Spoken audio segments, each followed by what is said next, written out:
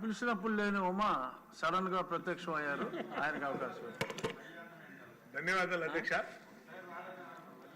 ఆ రోజు 2014-2019లో బైఫర్కేషన్ తర్వాత ఏర్పడినటువంటి నూతన రాష్ట్రంలో ప్రతి పేదవాడికి ఇల్లు సొంత ఇల్లు కట్టించివ్వాలనేది ఆనాడు ముఖ్యమంత్రి చంద్రబాబు నాయుడు గారు చేసినటువంటి గొప్ప ఆలోచనే టిట్కో ఇల్లు అధ్యక్ష.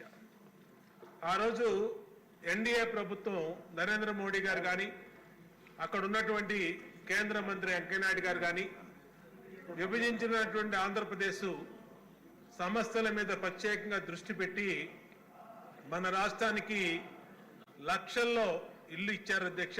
ఆ రోజు కేంద్రానికి కూడా ధన్యవాదాలు చెప్పాం అధ్యక్ష.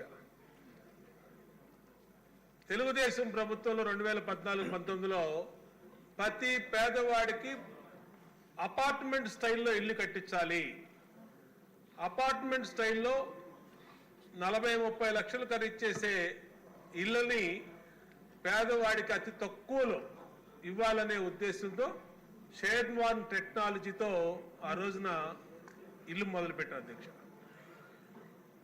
తెలుగుదేశం ప్రభుత్వం 2019లో కనుక అధికారంలో వచ్చింటే ఇవాళ పేదవాళ్ళందరూ గృహప్రవేశాలు చేసి దాంట్లో సంతోషంగా ఆనందంగా అన్ని ఫెసిలిటీతో ఉండేవాళ్ళు అధ్యక్ష.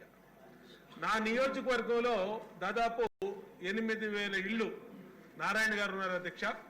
నారాయణ గారు ప్రత్యేకంగా అక్కడికి వచ్చి పర్యవేక్షించేవాళ్ళు అధ్యక్ష. స్టేట్ మొత్తం టిట్కో ఇళ్ళు బ్రహ్మాండమైనటువంటి సింగిల్ బెడ్రూము, డబుల్ బెడ్రూము, బాత్రూంలో టైల్స్, కిచెన్లో టైల్స్ గతంలో ఎప్పుడు లేదు అధ్యక్ష. ఈ టైల్స్ అనే కాన్సెప్టే ఎప్పుడు లేదు అధ్యక్ష. పేదవాడికి ఇల్లు అంటే తెలుగుదేశం హయాంలో కూడా గతంలో ఇల్లు కట్టాం.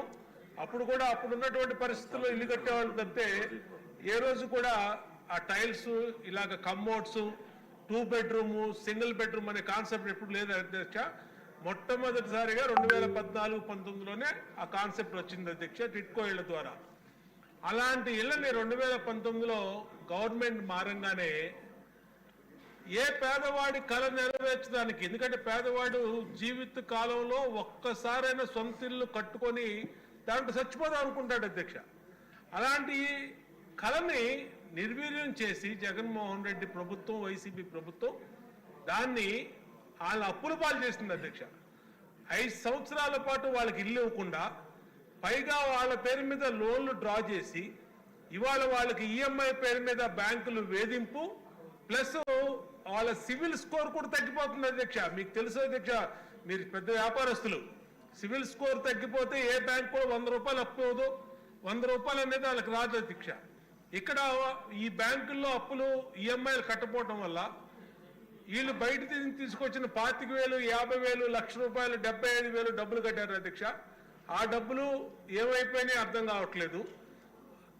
80% పూర్తయిన ఇల్లు కొన్ని చోట్ల 99% ఉందని గుడివాడలో ఎమ్మెల్యే గారు చెప్పారు, రాము గారు. అక్కడ పూర్తయిపోయిన ఇల్లు కూడా నాశనం చేశారు. ఈ విధంగా పేదవాళ్ళకి ఇవ్వాల్సిన ఇల్లు నాశనం చేయటమే కాకుండా వాళ్ళ జీవితాలు నాశనం చేశారు అధ్యక్ష. దీని మీద మీరు చాలా సీరియస్గా ఆలోచించాలి అధ్యక్ష. ఒక హౌస్ కమిటీ వేసి దీని మీద ఎంక్వైరీ చేయించండి అధ్యక్ష. అసలు ఆ డబ్బులు ఎక్కడ పోయినాయి? ఈ డబ్బులన్నీ లోన్లు తీసుకున్నటువంటి డబ్బులు, వేల కోట్ల రూపాయలు వాళ్ళ ఇల్లు పూర్తి చేసి వాళ్ళకి అప్పచెప్పాల్సినటువంటి డబ్బుల్ని ఏం చేశారు? దాని మీద మొత్తం అందరి మీద కేసులు పెట్టండి అధ్యక్ష. క్రిమినల్ కేసులు పెట్టండి, ప్రజల్ని విముక్తులు చేయండి.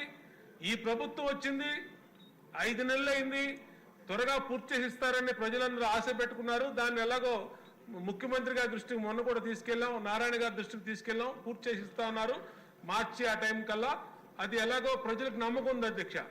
కానీ లోన్లు తీసుకున్న వేల కోట్ల రూపాయలు గత ప్రభుత్వ హయాంలో డబ్బులు ఏమైనాయి? ఎందుకు తీసుకున్నారు? ఇల్లు చూపించి డబ్బులు తీసుకున్నారు. అధికారుల మీద కూడా కేసులు పెట్టాలి అధ్యక్ష. ఆ టైంలో ఎవరైతే దీంట్లో ఇన్వాల్వ్ అయ్యారో అధికారుల మీద కూడా కేసులు పెట్టి ఈ డబ్బులు ఎందుకు డైవర్ట్ చేశారు? మరి పూర్తి చేసేవాల్సిన ఇల్లు పూర్తి చేయకుండా వాళ్ళ నాశనం చేసి వాళ్ళు దాక్కొని తిరుగుతున్నారు అధ్యక్ష. వాళ్ళు ఇల్లు వస్తుందన్న పాపానికి దాక్కొని తిరుగుతున్నారు. బ్యాంకులో కలెక్షన్ ఏజెంట్లు ఇల్లు చుట్టూ తిరుగుతున్నారు.